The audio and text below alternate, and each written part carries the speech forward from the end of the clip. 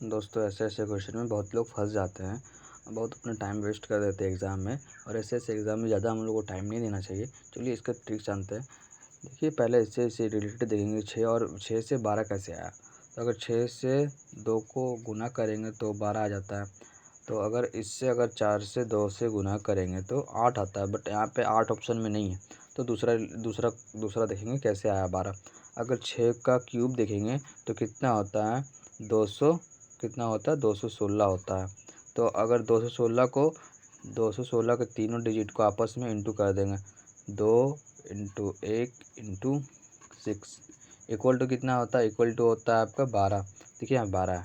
उसी तरह अगर 4 का क्यूब करेंगे तो कितना होता है 64। 64 को अगर 4 से 64 को 4 से इस दोनों से इंटू करेंगे तो कितना होता है 24। देखिए यहाँ पे 24 है। बी नंबर आपका आंसर सही होगा।